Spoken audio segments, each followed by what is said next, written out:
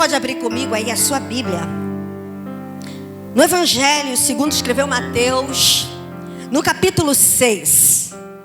E nós vamos ler apenas 2 versos, que é o 22 e o 23. Eu vou ler aqui na versão NTLH, mas você pode acompanhar aí na sua Bíblia, amém?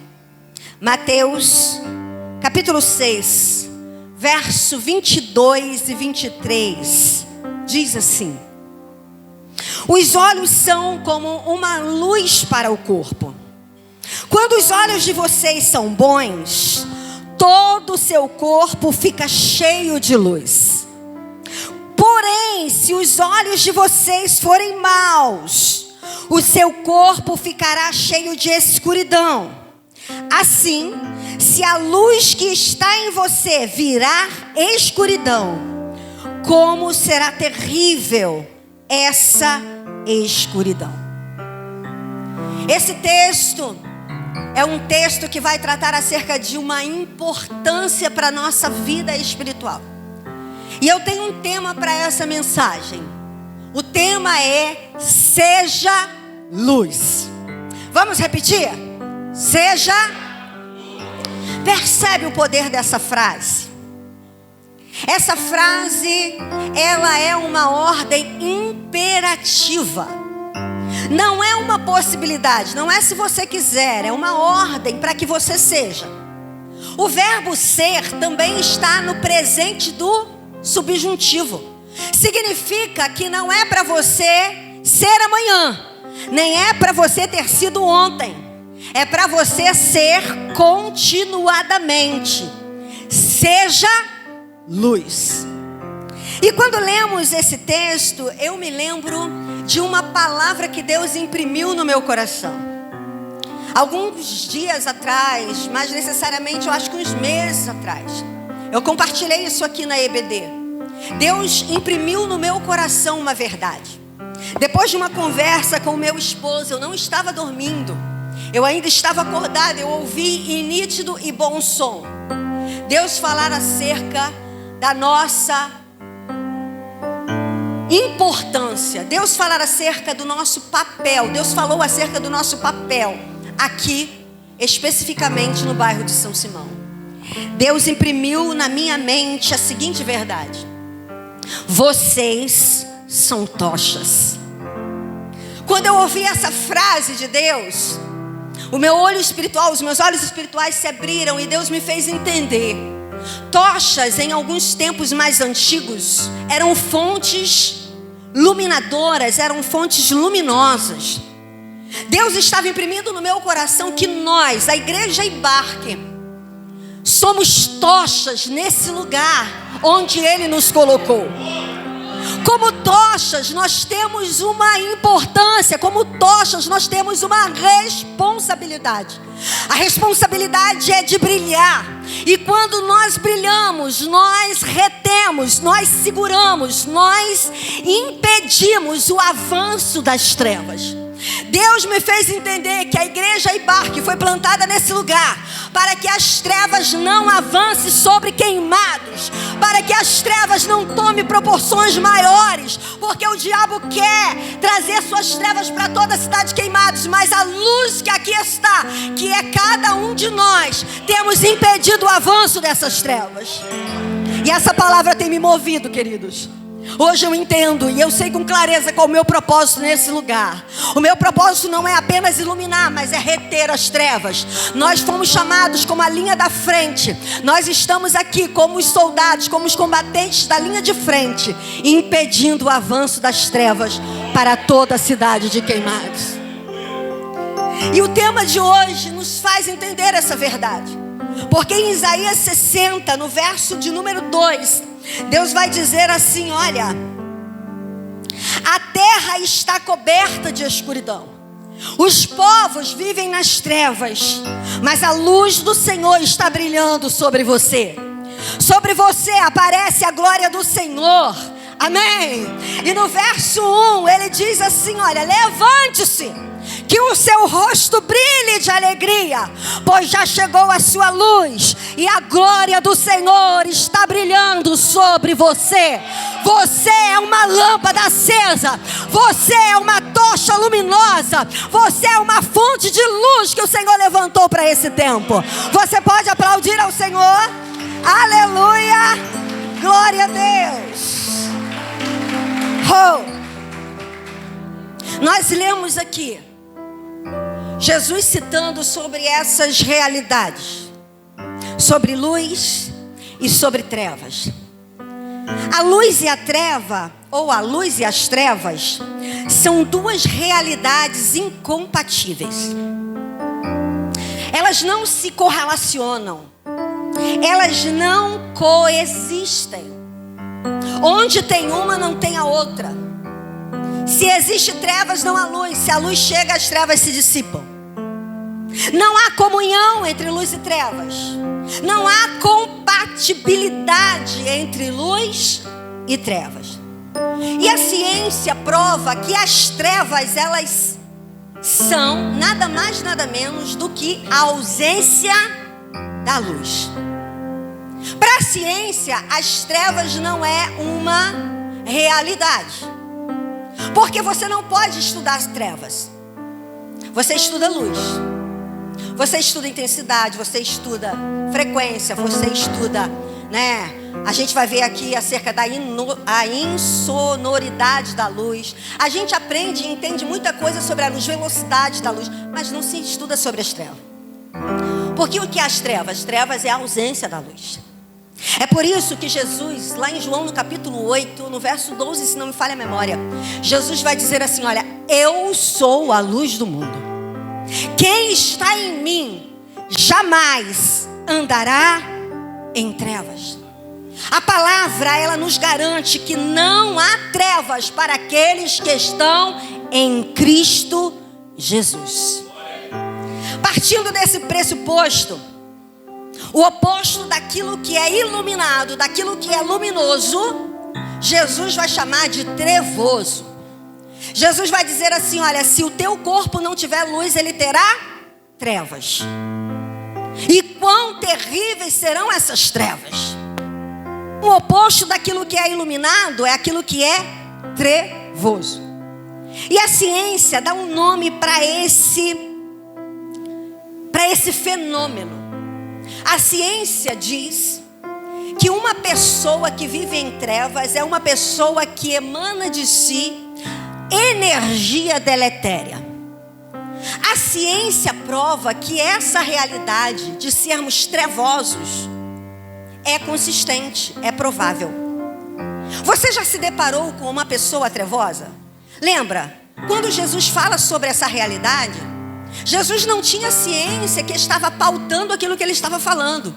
A ciência odierna prova que existe essa realidade. Jesus está dizendo que existem pessoas que têm luz e existem pessoas que têm trevas. E a ciência prova essa realidade. Você já esteve com uma pessoa trevosa? O que é uma pessoa trevosa? É aquela pessoa ou é aquele ambiente, quando você chega, você sente, sabe, a sua energia sendo drenada. Você já visitou alguém que você saísse dessa visita cansado, esgotado, exaurido? Sabe, eu costumo dizer que tem pessoas que quando você se aproxima, são pessoas tão trevosas, são pessoas tão obscuras, são pessoas, sabe, tão cheias de energia deletéria que você sente como se os seus fluidos estivessem sendo sugados por um canudo. Você se sente enfraquecido, você se sente exaurido. Porque o que é a energia deletéria? A energia deletéria é a ausência de luz no corpo humano. É aquela energia que destrói, que corrompe, que drena tudo o que está ao seu entorno. O que prova hoje a sociedade do tempo em que nós estamos vivendo ser uma sociedade tão depressiva é o avanço da energia deletéria no mundo. Quanto mais trevosos formos e quanto mais pessoas trevosas estiverem em um ambiente ou na sociedade, mais destruição, mais corrupção, mais doenças serão geradas. Mas ao mesmo tempo que a ciência prova que nós podemos produzir trevas, a ciência também prova que nós podemos irradiar luz. Existe um fenômeno chamado bioluminescência. A bioluminescência, ela é encontrada em alguns seres vivos, como as águas vivas, como os vagalumes. A bioluminescência é a condição de brilhar. E a ciência vai dizer que nós também possuímos a bioluminescência. E o que é a bioluminescência humana? É a condição do corpo humano de emitir partículas de luz, de emitir fótons. Ou seja, o corpo humano brilha. E eu não estou falando aqui de algo, espiritual. Eu não estou aqui falando de algo metafísico. Eu estou falando de algo científico. Nesses estudos científicos também é comprovado que a parte do corpo que mais brilha no ser humano é o rosto. O rosto é a parte que mais brilha. Isso me fez lembrar do que a Bíblia vai dizer sobre um personagem que o rosto brilhava: Moisés. A Bíblia diz que todas as vezes que Moisés ia até a tenda do encontro, um lugar onde ele se relacionava com Deus, um lugar onde ele obtinha intimidade com Deus, onde ele vivia essa proximidade. A Bíblia diz que todas as vezes que Moisés entrava na tenda do encontro, ele saía de lá com o seu rosto resplandecente, com o seu rosto radiante, com o seu rosto iluminado. E o rosto de Moisés brilhava tanto que as pessoas, o povo não conseguia olhar para Moisés. Eles precisavam jogar um véu no rosto de Moisés para se aproximar dele. Sabe o que eu entendo com essa passagem? Quanto mais perto da fonte de luz estivermos, mais nós brilharemos. Jesus vai dizer assim: eu sou a luz do mundo, lembra? Quem está em mim não anda em trevas. Mas ainda também em João, no capítulo 1, no verso de número 4, diz: Jesus é a fonte da vida, e essa vida trouxe luz a todas as pessoas. Quanto mais perto dele estivermos, mais nós brilharemos. E por que o rosto? O rosto é o que nos distingue. O rosto é o que nos referencia. O rosto, ele está sempre adiante de nós, mas ao mesmo tempo está sempre além de nós. Você já percebeu que você enxerga com facilidade uma maquiagem borrada no rosto do outro ou da outra, né?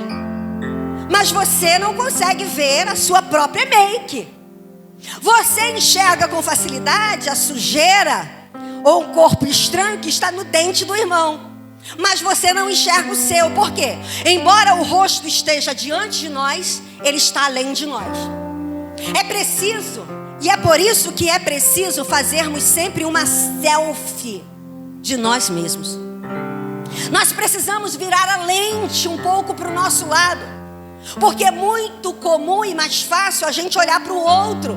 Jesus vai dizer assim: olha, é muito mais fácil você enxergar um cisco no olho que está no seu irmão do que uma trave que está no seu olho. Por quê? Porque a gente só se enxerga diante de algum reflexo. Nós não conseguimos enxergar a nós mesmos. Mas o que Jesus está nos fazendo hoje, a proposta de Jesus para nós, é para que façamos uma selfie de nós mesmos. É para que nós viremos essa lente e para que a gente possa fazer uma leitura de como nós estamos. Quem somos nós? Será que nós somos luz? Ou será que a luz se apagou e as trevas agora ocupam a nossa vida? A gente entende que é muito difícil, ou é uma dificuldade real de se reconhecer um corpo sem a fisionomia, sem o rosto, sem a cabeça. Até se conhece um cadáver que está sem o rosto, porque o que nos distingue um dos outros é o rosto. Se colocar um monte de cadáveres juntos, sem a cabeça, nós vamos ter dificuldade de identificar. Por quê? Porque existe similaridade no nosso corpo. Para identificar um corpo do outro, vai ser preciso aí uma verificação mais aprofundada, como as digitais, como o fator sanguíneo, para ter a convicção de que aquele corpo sem cabeça pertence realmente àquele indivíduo.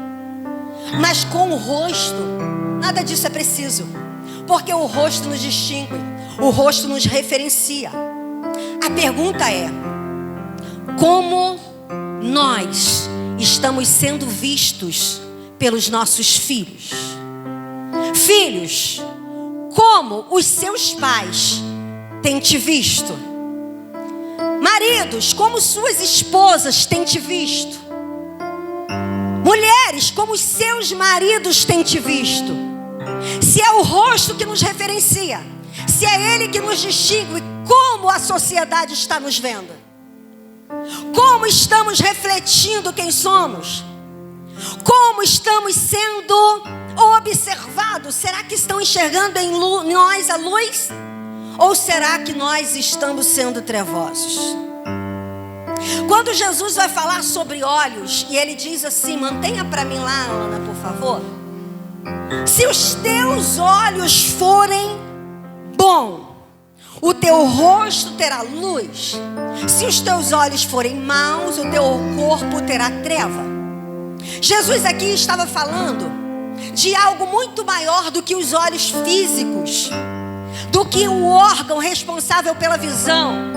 Jesus estava falando de algo muito mais profundo do que esse órgão que fica localizado aí na cavidade ocular, no seu rosto, na sua face.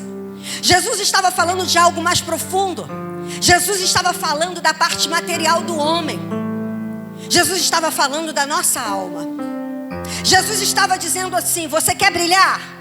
Você precisa ter uma alma boa. Você quer brilhar? Você precisa ter uma alma iluminada. Você quer brilhar? Você precisa ter uma alma curada. Você quer brilhar? Você precisa ter uma alma blindada. Você quer brilhar? Você precisa ter uma alma, sabe, radiante, uma alma curada, tratada, uma alma vivificada em Cristo. Agora, se os teus olhos forem maus, ou seja, se a tua alma ela for má, todo o seu corpo será tenebroso. Então o que Jesus estava falando aqui era de algo mais profundo. Agora, era sua alma? Não. Porque quando a gente fala de alma, a gente está falando de forma muito mais abrangente, de uma forma mais, sabe, mais panorâmica. Jesus estava falando ainda de algo mais específico. A alma, ela é parte de nós, seres humanos. Nós sabemos que nós somos seres tripartidos. Nós somos seres espirituais e que possuímos uma alma e habitamos em um corpo. Nós somos compostos de espírito, alma e corpo. E a alma, ela também tem uma divisão. A alma também se divide em 3 partes. A alma possui uma tríade. A alma, ela é dividida em mente, emoção e vontade. A mente é o que me permite pensar. As emoções é o que me permite sentir. E a vontade é o que me permite escolher. Ou seja, eu penso, eu sinto e eu escolho, não pelo meu intelecto, não pelo meu corpo, mas com a minha alma. Mas a parte mais importante do ser humano ou da alma é a mente. Porque a ciência prova que todo comportamento humano ele tem origem na mente. Ou seja, primeiro você pensa, depois você sente, por último você age. Desde a ação mais elaborada a mais simples, como piscar os olhos, tudo passa pelo campo da mente. Então olha o que Jesus estava dizendo. Jesus estava dizendo assim: se a tua mente for boa, o teu corpo será iluminado. Se a tua mente for má, o seu corpo será tenebroso. Ou seja, a mente é o que determina o quanto de luz ou trevas teremos em nós. Agora tem um antídoto para as mentes. Paulo em 1 Coríntios, no capítulo 2, no verso 16, ele vai dizer assim: olha, nós, porém, temos a mente de Cristo. Para termos uma mente brilhante, para sermos luz, nós precisamos passar pela metamorfose. Nós precisamos transportar a mente carnal para uma mente espiritual. Quem tem uma mentalidade carnal é trevoso. Quem tem uma mentalidade carnal é dominada por Satanás. Quem tem uma mentalidade carnal é doente na alma. Mas quem tem a mente de Cristo tem uma mente saudável, tem uma mente brilhante, tem uma mente iluminada. Aleluia! Glória a Deus. Agora, Satanás sabe o poder da nossa mente, porque a nossa mente, ela é fenomenal. A nossa mente, ela é extraordinária. Mas ao mesmo tempo, a nossa mente também, ela é vulnerável. Ela é sugestionável. E Satanás, ele sabe o poder da nossa mente. E é por isso que ele faz da mente humana o campo da sua ação. Satanás não quer que você seja luz. Satanás não quer que você irradie. Satanás não quer que você brilhe. Satanás não quer que você interfira nos ambientes. Por isso ele estabelece os seus campos de ação na mente do homem. O apóstolo Paulo, em 2 Coríntios, no capítulo 10, ele vai dizer que na mente humana, Satanás estabelece o seu campo de ação. Ou seja, na mente humana que Satanás estabelece as suas fortalezas. É na mente humana que Satanás estabelece os seus domínios. Por quê? Porque ele quer que você tenha uma mente má. Uma mente má é uma mente dominada por ele. Uma mente má é uma mente adoecida por ele. Uma mente má é uma mente que vai emanar uma energia deletéria, que vai destruir, que vai corromper, que vai drenar toda a sua volta. E é esse o objetivo de Satanás. E com suas expertises, ele aprisiona, ele sequestra a mente dos homens. Satanás, ele é um caçador visceral de mentes. E sabe, quando Jesus fala sobre isso, sobre ter uma mente trevosa, ele ainda faz a seguinte advertência: cuidado, para você que é luz, porque se a tua luz se apagar, o seu corpo será tenebroso. E como será tenebroso? Jesus aqui não está falando apenas para aqueles que nunca tiveram uma mente iluminada. Ele está falando do perigo de Satanás conseguir apagar a tua luz. Ele está falando do perigo de Satanás conseguir, estabelecer as suas trevas na sua mente. Por isso, crente, você que entrou aqui hoje, a palavra de ordem para você é: guarde a sua mente. Sobretudo que se deve guardar, guarde a sua mente, porque é dela que procede todas as fontes da vida. Precisamos guardar a nossa mente em Cristo. Precisamos proteger a nossa mente para que possamos brilhar, para que possamos de fato ser luz. Amém? Nós precisamos entender que temos sido bombardeados pelas ideologias, pelas filosofias, pelos enganos, pelos sofismas. O que são sofismas? Sofismas são meias verdades. Satanás, ele tem bombardeado as nossas mentes com mentiras transvestidas de verdades, ou com verdades embutidas de mentiras. Satanás, ele tem bombardeado a igreja, bombardeado as luzes do mundo, bombardeado as nossas mentes com todos esses enganos das cosmovisões dos nossos tempos. Qual é o objetivo de Satanás? O objetivo de Satanás é provocar uma crise na verdade. O objetivo de Satanás é comprometer a nossa luz. É por isso que nós precisamos entender que a atual geração, eles não mais se convencem pelos nossos argumentos racionais. A atual geração, ela não mais se impressiona com a nossa verbalidade sobre o Evangelho. E é por isso que Satanás tem tentado dia após dia apagar a nossa luz. É por isso que ele tem tentado dia após dia nos tornar trevosos, porque ele sabe que o único meio de nós propagarmos o Evangelho não é falando da luz, é sendo luz. Não é falando de Jesus, é vivendo Jesus. Não é falando o quanto o evangelho é bom, é experimentando o quanto de fato ele é bom. Quanto mais nós nos ofuscarmos, quanto mais trevosos nós estivermos pelos combates e embates de Satanás na nossa mente, mais ele vai lograr êxito e impedir que o evangelho do reino seja pregado. Sabe, nós temos perdido essa geração. Nós temos deixado de ganhar essa geração para Cristo, porque nós queremos falar de Jesus quando nós não vivemos Jesus. Ser luz é essência. Ser luz é mais do que um poder fazer, é um poder ser. A palavra de ordem de Deus para nós é: seja luz. Tem muitos pais perdendo seus filhos, porque na igreja ele é luz, mas dentro de casa ele é treva. Dentro da igreja ele sabe ser gentil, mas dentro de casa ele é um grosseiro.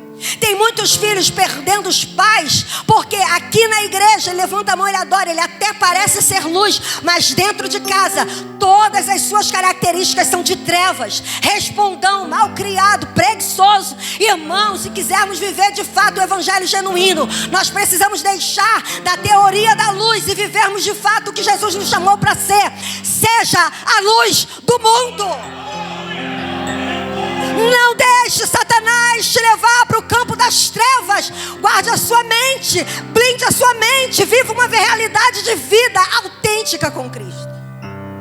Essa é a chamada de Jesus para nós, de vivermos um evangelho de autenticidade. Se essa geração é uma geração que já não mais se convence pelos nossos argumentos, não adianta você dizer: não, filha, você tem que ir para a igreja porque Jesus é o único caminho, quando você, que deveria ser fiel, falta culto com facilidade. Não adianta dizer: filho, olha, roubar é feio, quando você rouba os dízimos e as ofertas da casa do Senhor. É muito fácil você dizer assim: filho, você precisa ter compromisso, você precisa ler a palavra, quando os teus filhos não te veem lendo a palavra e orando pela madrugada. Irmãos, hoje a geração não se influencia mais pelo teu falar, é por aquilo que você é. Então seja a luz que precisa brilhar no meio das trevas. É isso que Deus está nos chamando para esse tempo. Não é de um falar de evangelho, é viver o evangelho. Eu falei aqui na última mensagem, é o evangelho encarnado na vida. É você ser autêntico, irmãos. Os meus filhos sabem se eu sou luz ou não. O meu marido sabe se eu sou luz ou não. A minha ou as esposas dos maridos sabem se vocês são luz ou não. Porque eu falei aqui que a luz e a treva, elas são antagônicas. Elas não se correlacionam, elas não coexistem no mesmo ambiente. Então não adianta querer ganhar o mundo se dentro da nossa casa nós não estamos sendo luz. Não adianta querermos ganhar os nossos vizinhos se aqui dentro você brilha, mas lá fora você xinga, você, sabe, passa a perna nos outros, você não é honesto. Irmãos, não é um poder fazer, é um poder ser. Jesus está dizendo: seja luz. Eu chamei vocês para brilhar. Seja a luz entre os homens, para que os homens vejam vocês e que o Pai seja glorificado através de vocês. É isso que Jesus está nos chamando a viver. Um evangelho autêntico, um evangelho encarnado. É eu ser luz quando eu acordo, é eu ser luz quando eu estou, sabe, indo dormir. É eu acordar vivendo Cristo. E como cristãos a gente precisa entender que nós temos uma missão de falar de um evangelho que não muda ao longo dos anos para uma geração que está em constante mudança. Então é eu sendo que eu vou convencer os meus filhos a ser. É eu sendo que eu vou convencer os meus pais a ser. É eu sendo que eu vou convencer os meus amigos a serem. Sabe, o meu trabalho a ser iluminado. É eu sendo. Eu não estou aqui negando a importância do falar de Jesus. Não, a Bíblia diz, quando Deus chama Josué, Deus diz assim: Josué, fale conforme tudo quanto nele está escrito. Mas Deus dá uma ordem para Josué: e viva conforme tudo quanto nele também está escrito. Não é só um falar, é um viver. Tem gente que fala muito de Jesus o tempo todo, mas a vida dele não é compatível com aquilo que ele fala. Nós precisamos ser autênticos, porque nós precisamos alcançar essa geração. Uma geração, sabe, que vive na realidade de uma mudança constante. Como falar de algo eterno e duradouro para uma geração que está em mudança? Romanos, no capítulo 12, no verso de número 2, o apóstolo Paulo vai dizer assim: não tomem a forma do mundo, não se amoldem aos padrões do mundo. Paulo está dizendo que nós não podemos colocar os nossos pés nas formas do mundo, porque a forma do mundo está em constante mudança, irmãos. Nós não podemos nos amoldar a esse sistema de mundo, onde o evangelho agora é um evangelho embasado no consumo. A geração que nós estamos inseridos é uma geração consumista. E hoje o evangelho tornou-se um produto a ser consumido. Muitos crentes, muitas pessoas vêm para as igrejas e veem na igreja um mercado com várias prateleiras. E aí ele vem, ele se delicia com os produtos que são oferecidos. Mas quando a igreja, ou quando o lugar que ele está para de fornecer aquilo que ele quer consumir, sabe o que ele faz? Larga, muda de igreja, vai embora. Geração consumista. Deus nos chamou para pregarmos para essa geração, uma geração que vê o evangelho como produto. E como fazer isso? É sendo luz, é vivendo um evangelho de alegria plena, é vivendo um evangelho de verdade, é vivendo um evangelho de comprometimento. A geração de hoje, eu falei aqui, é uma geração fluida, é uma geração que não sabe mais o que é compromisso, não sabe mais o que é aliança, não sabe mais o que é fidelidade, lealdade. É uma geração que casa pensando em separar, é uma geração que não está pronta para relacionamentos sólidos. Como pregar Jesus, que é um Deus de compromisso, para uma geração tão líquida? Só sendo luz. A geração de hoje precisa ver um evangelho autêntico em nós. A geração de hoje precisa desejar Jesus ao nos ver pelas ruas. Precisa desejar Jesus ao te ver relacionando com pessoas. Sabe, nós precisamos levar Jesus para os nossos relacionamentos. Nós precisamos ser pessoas agradáveis, amáveis, sim, e pessoas que transmitam a verdade de Deus. Como pregar um evangelho, sabe, autêntico para um mundo positivista? Sabe o que é o positivismo? O positivismo é essa tentativa de provar o tempo todo que tudo está bem. A prova disso são as fotos no meio midiático. Casais que estão à beira do divórcio, estão em uma crise conjugal, postam nas redes sociais: amor eterno. Os jovens estão em depressão, se mutilando e pensando em morrer, postam as fotos nos lugares mais exóticos, mais exorbitantes. Eles precisam provar que está tudo bem com eles. Sabe, é a geração do positivismo. E sabe o que acontece? Essa geração do positivismo, eles querem um evangelho também positivista. Um evangelho que só ofereça flores, um evangelho que só dê bênçãos. Então, quando o apóstolo Paulo fala lá em Romanos que a dor, a fome, o perigo, a nudez, a morte, os demônios, quando começa a ver que essas coisas estão surgindo no caminho deles, eles querem abandonar Cristo. Então, como pregar para uma geração que não está acostumada, sabe, em viver uma alegria autêntica? Como falar para essa geração que está acostumada com o falseamento das realidades, sobre um evangelho de verdade, sobre uma alegria de verdade, sobre um reino de paz, de justiça e de alegria no Espírito? Não é falando, é sendo. Não é falando, é vivendo.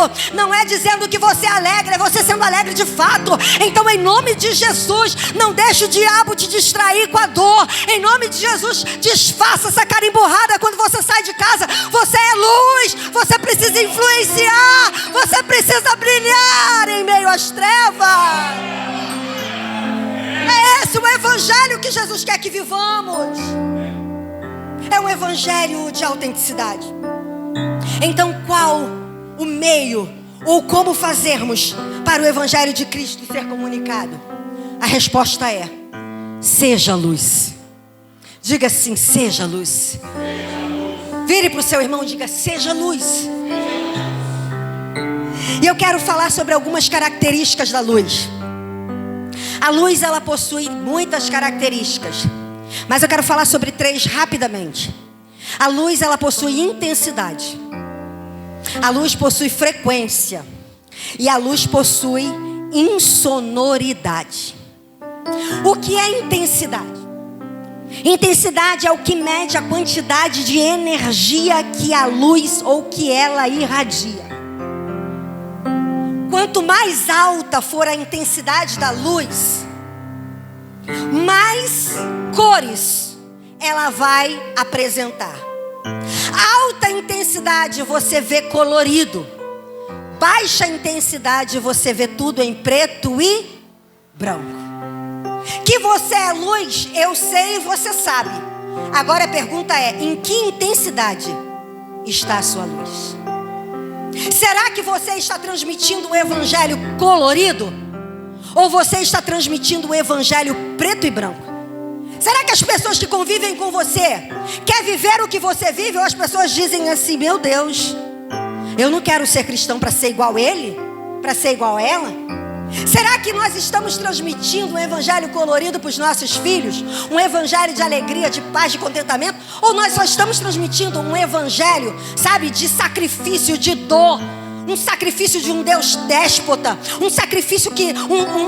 Um evangelho de um Deus que castiga. Será que é isso que nós estamos transmitindo? Qual a intensidade da sua luz? Como você está diante dos homens? Que intensidade está a sua luz? Estamos refletindo de fato esse evangelho com cores? Muitos filhos, irmãos, veem seus pais orando. Eu vivo essa realidade na minha casa. Os meus filhos é prova de que eu não falo de Jesus com eles o tempo todo. Eu não fico dizendo para eles que Deus vai castigá-lo, que Deus é isso, que Deus é aquilo outro, que eles precisam agradar a Deus. Não, eu vivo. Eles me veem orando, eles me veem lendo a palavra. E a cada dia eu vejo mais e mais o caráter de Cristo sendo impresso na vida dos meus filhos. Porque eu tenho entendido que é muito mais do que falar, é viver.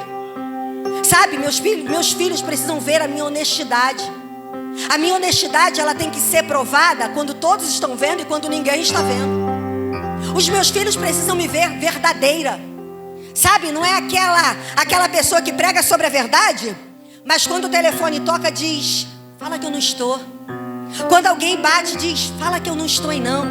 Não, meus filhos precisam ver a verdade. Mãe, faz assim, assim, não fala nada pro meu pai não, eu vou falar a verdade. A verdade, sabe, ser verdadeiro, isso é ser luz. Teu filho, tua filha precisa ver a forma cordial que você trata seu marido. Seus filhos precisam ver, pai, a forma cordial que você trata sua esposa. Você precisa abençoar seus filhos, mãe. Você precisa abençoar seus filhos, homem. Você precisa abençoar sua mulher, homem. Isso é ser luz. Sabe, ser luz não é estar aqui todos os domingos. Ser luz é brilhar nos ambientes onde o Senhor te colocar. Ser luz é você chegar no horário, no trabalho, é cumprir o seu papel. Todo mundo rouba, todo mundo gazeta, todo mundo faz falcatrua, mas você não, porque você é luz. Você foi chamado para brilhar. Aleluia! E a nossa intensidade, ela não pode baixar. E o que é frequência? Frequência é o que mede a quantidade de oscilação. O pisca-pisca é uma luz, sim ou não? Mas você consegue ler um livro com pisca-pisca? Você consegue ler um livro com pisca-pisca? Você consegue colocar a agulha na linha só com a luz do pisca-pisca? Só se for pela rota assim mais ou menos, né? Não, a gente não consegue, sabe por quê? Embora o pisca-pisca seja luz, ele é uma luz meramente decorativa. Deus não te chamou para ser uma luz decorativa. Deus não te chamou para ser um pisca-pisca, para hora estar aceso, hora estar apagado. Deus não te chamou para ser uma luz oscilante. Deus não te chamou para ser uma luz intermitente. Deus te chamou para brilhar. Deus te chamou para ser intenso. Deus te chamou não como um pisca-pisca, mas como um farol. Sabe para que serve o farol? O farol, ele é colocado nas costas dos mares com o objetivo de dar destino, com o objetivo de sinalizar, com o objetivo de dar direção. Deus nos chamou como faróis. faróis que brilham no meio das trevas, faróis que brilham no meio da tempestade. Na Inglaterra havia um antigo farol, e na sua inscrição estava assim: brilhar para salvar vidas. Deus não te chamou, crente, para ser um pisca-pisca. Deus te chamou para ser um farol. E como farol, para salvar vidas, para levar rumo, para a direção para aqueles que estão em trevas. Amém? Agora, uma outra característica da luz. A luz, ela é deixa eu gravar, insonora. Eu descobri esse texto, esse termo hoje. A luz, ela é insonora. O que é insonora? Silenciosa. Você não precisa dizer que você é luz, querido. Você não precisa provar para ninguém que você é santo. Você não precisa dar carteirada em ninguém. Eu sou pastor, eu sou diácono, sou presbítero, sou ministra do evangelho. Não. A luz, ela é silenciosa. Quando você aciona um interruptor, quem aqui já ouviu uma gritaria para a luz acender? Você já ouviu a luz gritando: trevas, sai em nome de Jesus? Quando você aciona o interruptor em silêncio, a luz brilha. E quando ela brilha, ela dissipa as trevas. Deus te chamou para que em silêncio você faça a diferença dos lugares onde Ele te colocou. Você não tem que falar o tempo todo que você é crente, mas as pessoas vão saber que você chegou, porque quando você chega, as trevas se dissipam. Você não precisa pedir desculpa aí, me desculpa porque eu sou crente. Não, as pessoas vão dizer: desculpa aí, você é crente, a tua luz faz diferença, você chegou e brilhou. Meu irmão, você é mulher, brilhe dentro de casa, quando você chega, a luz brilha. E quando a luz brilha, as trevas vão embora.